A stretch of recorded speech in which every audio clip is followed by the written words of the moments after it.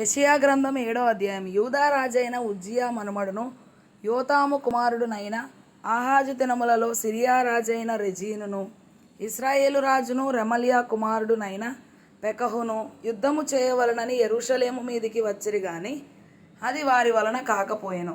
అప్పుడు సిరియనులు ఎఫ్రాయిమీయులను తోడు చేసుకొనిరని దావీదు వంశస్థులకు తెలుపబడగా గాలికి అడవి చెట్లు కదలినట్లు వారి హృదయమును వారి జనుల హృదయమును కదిలెను.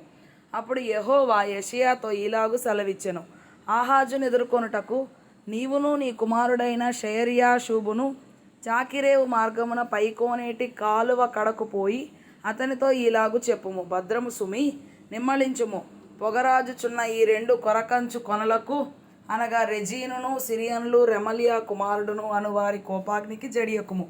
నీ గుండె అవియనీయకుము. సిరియాయు ఎఫ్రాయిమును రెమల్యా కుమారుడును నీకు కీడు చేయవలనని ఆలోచించుచు మనము యూదా దేశం మీదికి పోయి దాని జనులను భయపెట్టి దాని ప్రాకారములను పడగొట్టి టాబెయేలను వాని కుమారుని దానికి రాజుగా నియమించదము రండని చెప్పుకొనిరి.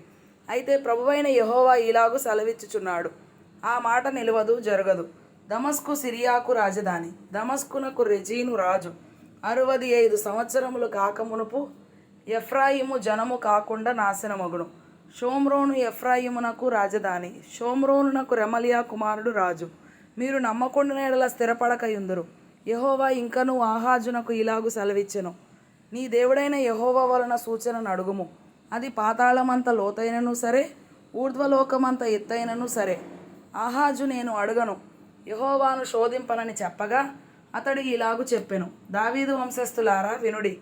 మనుషులను విసికించుట చాలదనుకొని నా దేవుని కూడా విసికింతురా?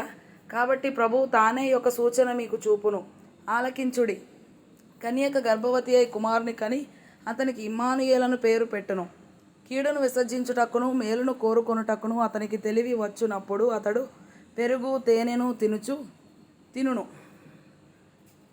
కీడును విసర్జించుటకును మేలును కోరుకొనుటకును ఆ బాలునికి తెలివి రాక మునుపు నిన్ను భయపెట్టు ఆ 2 రాజుల దేశము పాడు చేయబడును. యెహోవా నీ మీదికిని నీ జనం మీదికిని నీ పితరుల కుటుంబపు వారి మీదికిని శ్రమ దినములను ఎఫ్రాయిము యూదా నుండి తొలగిన దినము మొదలుకొని నేటి వరకు రాని దినములను రప్పించును. ఆయన అష్షూరు రాజును నీ మీదికి రప్పించును. ఆ దినమున ఐగుప్తు నదుల అంతమందున్న జోరీగలను అష్షూరు దేశంలోని కందిరీగలను యెహోవా ఏలగొట్టి పిలుచును. అవి అన్నీ వచ్చి మెట్టల లోయలోను బండల సందులలోను ముండ్ల పొదలన్నిటిలోను గడ్డి బేళ్లన్నిటిలోను దిగి నిలుచును. ఆ దినమున యెహోవా నది యూఫ్రటీసు అద్దరి నుండి కూలికి వచ్చు మంగళ కత్తి చేతను అనగా అష్షూరు రాజు చేతను తల వెండ్రుకలను కాళ్ళ వెండ్రుకలను క్షౌరము చేయించును. అది గడ్డము కూడను గీచివేయును. ఆ దినమున ఒకడు ఒక చిన్న ఆవును 2 గొర్రెలను పెంచుకొనగా అవి సమృద్ధిగా పాలిచ్చినందున అతడు పెరుగు తినును. ఏలయనగా ఈ దేశంలో విడువబడిన వారందరూ పెరుగు తేనెలను తిందురు. ఆ దినమున 1000 వెండి నాణముల విలువగల నెయ్యి, ద్రాక్ష చెట్లుండు ప్రతి స్థలమున గచ్చ పొదలను బలురక్కసి చెట్లను పెరుగును. ఈ దేశమంతయు గచ్చ పొదలతోనూ బలురక్కసి చెట్లతోనూ నిండియుండును. గనుక బాణములను విండ్లను చేత పట్టుకొని జనులు అక్కడికి పోదురు. పారచేత త్రవ్వబడుచుండిన కొండలన్నిటిలోనున్న బలురక్కసి చెట్ల భయము చేతను గచ్చ పొదల భయము చేతను జనులు అక్కడికి పోరు. అది ఎడ్లను తోలుటకును గొర్రెలు త్రొక్కుటకును ఉపయోగమగును.